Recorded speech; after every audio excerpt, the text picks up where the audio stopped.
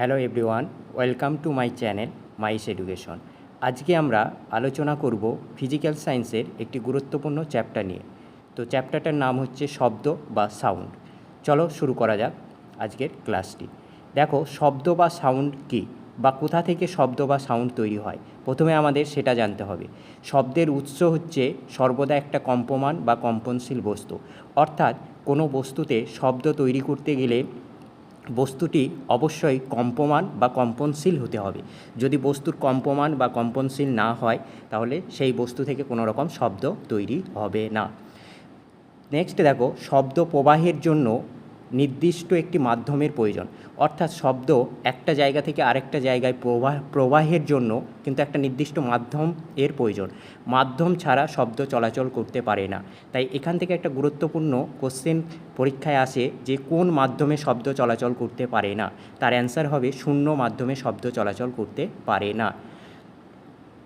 তারপরে দেখো, শব্দ মূলত তিনটে বিষয়ের ওপর নির্ভর করে, অর্থাৎ একটা যে শব্দ রয়েছে বা একটা শব্দ হচ্ছে, সেটা মূলত তিনটে বিষয়ের ওপর নির্ভর করে। একটা হচ্ছে কম্পাঙ্ক, একটা হচ্ছে প্রাবল্য, আর একটা হচ্ছে প্রকৃতি বা গুণমান। এই প্রত্যেকটা বিষয় সম্পর্কে আমরা জানব। দেখো, প্রথমে আমরা জানব যে কম্পাঙ্কটা কী। যে বস্তু থেকে শব্দ তৈরি হচ্ছে তার কম্পনের হারকে, অর্থাৎ যে বস্তুটা থেকে শব্দটা তৈরি হচ্ছে সেটি প্রতি সেকেন্ডে বা প্রতি মিনিটে কতবার কম্পিত হচ্ছে, তার যে হার সেটাকেই বলা হচ্ছে কম্পাঙ্ক। কম্পাঙ্কের একক হলো হার্জ। এটি খুবই গুরুত্বপূর্ণ একটি কোশ্চেন, বারবার পরীক্ষায় এসেছে যে কম্পাঙ্কের একক কী। কম্পাঙ্কের একক হচ্ছে হার্জ। নেক্সট হচ্ছে আমাদের কি প্রাবল্য।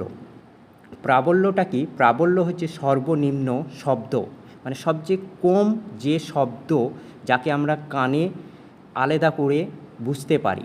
একটা শব্দ যার সর্বনিম্ন যে প্রাবল্য থাকলে সেটাকে আমরা অন্য একটা শব্দ থেকে আলাদা করতে পারি বা আমাদের কান বুঝতে পারে, সেটাই হচ্ছে শব্দের প্রাবল্য। এই শব্দের প্রাবল্যের একক হচ্ছে ডেসিবেল। তাহলে এখানে আমাদের দুটো পয়েন্ট খুবই ইম্পর্ট্যান্ট, একটা হচ্ছে কম্পাঙ্কের একক আর একটা হচ্ছে প্রাবল্যের একক। কম্পাঙ্কের একক কী বললাম? কম্পাঙ্কের একক হচ্ছে হার্জ। আর প্রাবল্যের একক কী? প্রাবল্যের একক হচ্ছে ডেসিবেল। এরপরে আমাদের আসছে কি? প্রকৃতি। অর্থাৎ শব্দ, একটা শব্দ তৈরি হচ্ছে বা একটা বস্তু থেকে শব্দ তৈরি হবে, সেটা কিন্তু তার বস্তুটা প্রকৃতির ওপরেও নির্ভর করে। যেমন দেখো, বস্তুটি কী দিয়ে তৈরি, প্রকৃতি মানে বস্তুটা কী দিয়ে তৈরি তার ওপর শব্দ নির্ভর করে। যেমন একই মাপের একটা কাঠ ও একটি ইস্পাতের একই জিনিস দ্বারা আঘাত করলে ইস্পাতে কাঠ অপেক্ষায় বেশি শব্দ তৈরি হয়। কি বলছে? একই মাপের একটা কাঠের আর একটা ইস্পাতের টুকরো রয়েছে এবং একই যন্ত্র দ্বারা বা একই জিনিস দিয়ে যদি ইস্পাতকে আঘাত করি, তাহলে আমরা দেখব যে কাঠের থেকে বেশি শব্দ তৈরি হচ্ছে। তার মানে কি? কাঠ থেকে ইস্পাতের যে ইস্পাত এবং কাঠের যে ভিন্নতা, তার জন্য তাদের শব্দের যে প্রকৃতি সেটাও হচ্ছে ভিন্ন। তাহলে আমরা বলতে পারি যে একটা শব্দ বস্তুটার প্রকৃতি, মানে যে বস্তু থেকে শব্দ তৈরি হচ্ছে তার প্রকৃতির উপরও নির্ভর করে। নেক্সট পয়েন্ট দেখো, বিভিন্ন প্রকার শব্দের কম্পাঙ্ক অনুযায়ী শব্দকে আমরা তিনটে ভাগে ভাগ করেছি। বিভিন্ন প্রকার যে শব্দ তার যে কম্পাঙ্কের পার্থক্য অনুসারে আমরা শব্দকে তিনটে ভাগে ভাগ করেছি। এক নম্বর দেখো আল্ট্রাসনিক শব্দ, দুই হচ্ছে সুপারসনিক শব্দ, আর তিন হচ্ছে ইনফ্রাসনিক শব্দ। এবার আমরা এই তিনটে শব্দ সম্পর্কে আমরা ডিটেলসে জানব। আল্ট্রাসনিক শব্দ কাকে বলে, সুপারসনিক শব্দ কাকে বলে, ইনফ্রাসনিক শব্দ কাকে বলে। প্রথমে আমরা জানব আল্ট্রাসনিক শব্দ। আল্ট্রাসনিক শব্দ কি? যদি কোনো শব্দের কম্পাঙ্ক 20,000 হার্টজের বেশি হয়, তবে তাকে আমরা আল্ট্রাসনিক শব্দ বলি।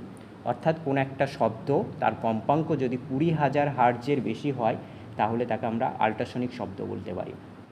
এই শব্দ আমরা কিন্তু কানে শুনতে পাই না, অর্থাৎ 20,000 হার্টজের বেশি যে শব্দ, অর্থাৎ আল্ট্রাসনিক যে শব্দ, সেটা কিন্তু আমরা আমাদের কানে, অর্থাৎ মানুষ কানে শুনতে পাই না। মানুষের কান শুনতে পাই কোন শব্দ 20,000 থেকে 20,000 হার্টজের মধ্যে যে সমস্ত শব্দ রয়েছে, সেটা আমাদের মানুষের কান শুনতে পাই।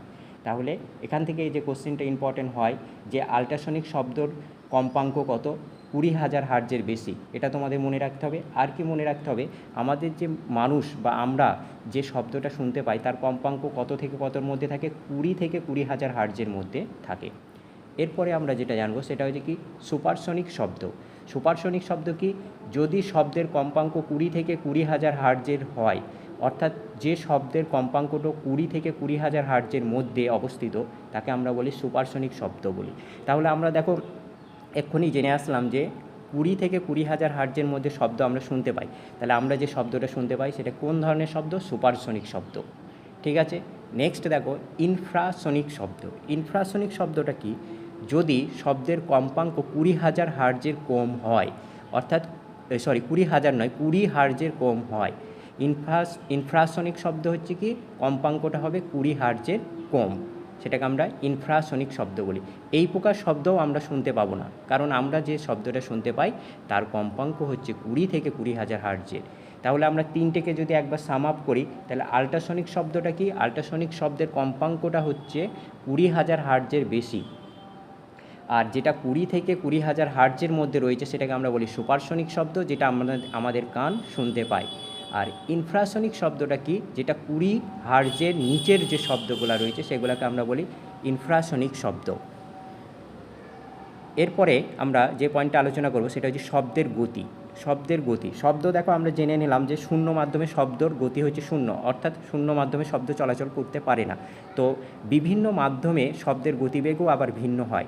যেমন ধরো কঠিন মাধ্যম, তরল এবং গ্যাসীয়, এই যে তিনটে মাধ্যম রয়েছে তার মধ্যে সব থেকে শব্দের বেগ বেশি হয় হচ্ছে কঠিন মাধ্যমে, তারপরে তরল, তারপরে গ্যাসীয়, অর্থাৎ সবচেয়ে কম হচ্ছে গ্যাসীয় মাধ্যমে।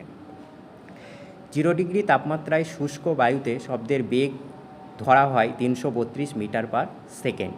এছাড়াও শব্দের গতিবেগ বায়ুর জলীয় বাষ্পের তারতম্যের ওপরও নির্ভর করে, অর্থাৎ বায়ুতে যদি জলীয় বাষ্প বৃদ্ধি পায় তাহলে কিন্তু শব্দের গতিবেগও বৃদ্ধি পাবে। অর্থাৎ বায়ুর জলীয় বাষ্পের সঙ্গে শব্দের গতিবেগের একটা সরল সম্পর্ক রয়েছে, অর্থাৎ জলীয় বাষ্পপূর্ণ বায়ুতে শব্দের গতিবেগটা বেশি হয়। এই ইম্পর্ট্যান্ট পয়েন্টগুলো তোমরা মনে রাখবে।